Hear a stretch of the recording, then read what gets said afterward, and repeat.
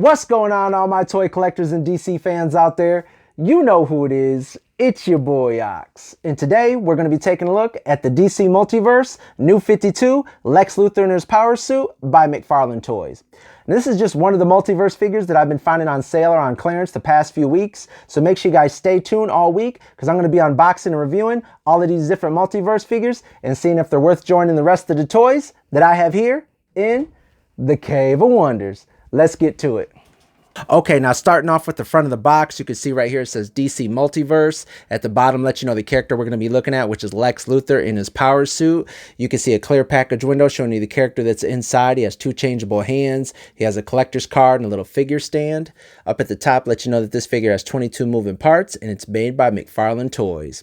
Now, this is actually an older figure. This came out some years ago. I was just able to find it at GameStop, I think it was, for like $4.99 or something. It was really cheap, so I ended up just buying it. But I had passed on it a while ago because, like I said, you just have to be selective with toys nowadays. There's so many different figures, different toy lines coming out, and a lot of these figures cost a lot of money nowadays. So it's like you got to pick and choose what toys you want to collect, man. But I was really happy to get this figure for the price that I did. I've already measured the box up for you guys. It's 6 inches long by 11 inches tall by 3 inches in depth. So that's how much shelf space you're going to need if you're going to be displaying this in the box. Right there, this lets you know that this is Lex Luthor from the New 52 comic series, him in his power suit. This isn't like a drawn image or a comic book image. This is the actual figure standing on some kind of throne with skulls everywhere. And this right here just lets you know other figures that had came out right around the time that Mcfarlane was making this figure as well. All right. Barcode, which is covered up right there, and then a couple other gibberish, nothing important. Let's go ahead and crack this figure out of the box.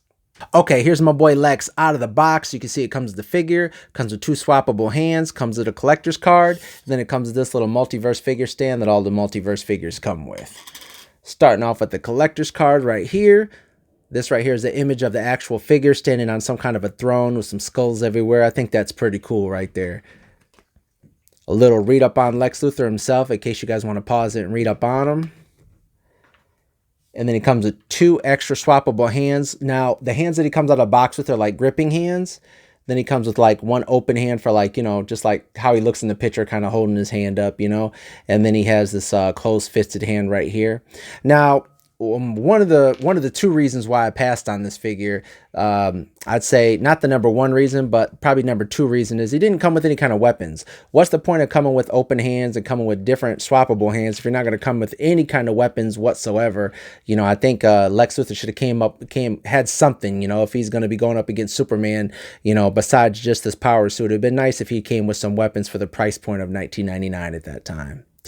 But I've already measured this figure out for you. He's a little bit taller than 7 inches. He comes out to 7 1/4. So he's 7 1/4. And so he's going to be a little bit taller than some of your other multiverse figures just by that 1/4 inch. Okay.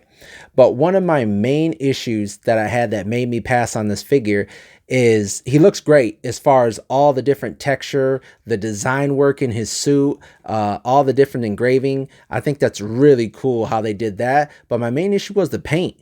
I mean, it looked like they slacked on it. See how the green just all, thrown everywhere on top of all the purple. It's like, man, come on, man. This is, for me, it's like, all right, now, $20 now, paint the figure right. And I didn't like the side eye, which wasn't a huge deal for me. I know that was something a lot of people complained about, to Todd about, the side eye, the figure's not looking straightforward.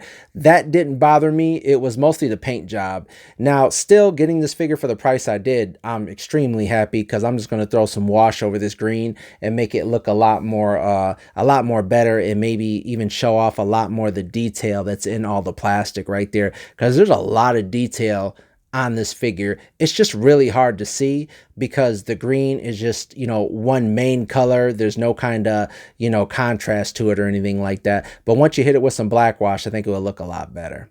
Let's go over the articulation real fast. His head can't go back because of this piece right here. It's blocking his head from going back. But as far as going down, he does look really far down like that. It does rotate around the best it can. It's on a ball joint, but like I said, this piece right here around his shoulders and around his neck is blocking that. His arms do come up. They do rotate around. He does have bicep swivel, does have double jointed elbows, no kind of forearm articulation, but his wrists do go around. They do go in. They do go out. Up here, he doesn't, okay, he does, my bad. He does have upper torso articulation. It does rock back and forth. It does go about that far. Does go about that far. His obviously his body can lean a little bit more further because you know, he does have waist articulation as well, but it doesn't go too forward unless you just bend him at the legs, basically. His legs do go up about that far. They do swivel around just a little bit. Obviously, if you guys wanted to move his hand up, you guys can swivel him all the way around. He doesn't have any kind of thigh cut right there. He does have double jointed knees. He doesn't have any kind of boot rotation. His foot does rotate around. It does go down, does go up, does rock, toe does articulate. Like I said, when I passed on this figure, it was mostly because of the paint and because no weapons. I mean, $20 is at that time when Mcfarlane had first got the license. I didn't even want to buy a $20 figure at that time. It's like, man, this figure better come with something for 20 bucks, you know, and because I want to display it looking cool. I don't want to just display it, you know, just as a figure. But now that I have it for the price that I just paid for, I'm really happy with it. I think it just needs a little bit of wash. That's all it needs in order to make all these different you know, little indents and stuff, all the different designs that are inside of his power suit to make everything just pop. Even on the purple a little bit, you know, if you just throw some black wash in there, it'll make a lot of things pop. So like I said, that's the only reason why I passed on this figure, because like I said, it's an older figure. You guys probably already, you know, already have this figure, probably already seen reviews on it. But, you know, this is my first time actually deciding to go ahead and jump the gun and buy it. Really awesome looking figure though. Now, as far as other Lex Luthors I have this little Spin Master figure right here. This is him inside his power suit as well. I don't have it out of the box because I haven't actually opened any of my Spin Master figures. I've opened some of them, but none of these really single carded figure ones. But that's another Lex Luthor I have. I think this figure was like $5 at Walmart or something like that.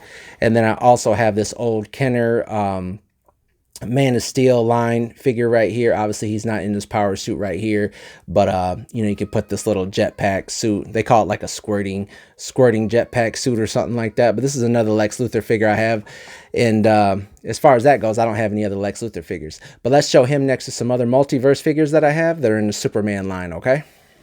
Okay, now here's a quick little look of him standing next to Doomsday and Superman. This right here is that 2-pack that Mcfarlane had released with Superman and Doomsday. And as you can see, Lex is a little bit taller than Superman. You know, like I said, probably about a quarter, because this figure comes out to about 7 inches. If I remember, this Superman came out to about 7 inches. Yeah, he's 7 inches. And like I said, Lex comes out to 7 1/4. A little bit taller than 7 1/4, actually, more like 7 3/8. So this Lex Luthor figure is going to be a little bit taller than this Superman. Obviously not taller than Doomsday, but I just wanted to show you guys what he looked like standing next to a couple other figures that are you know, connected to Superman, basically.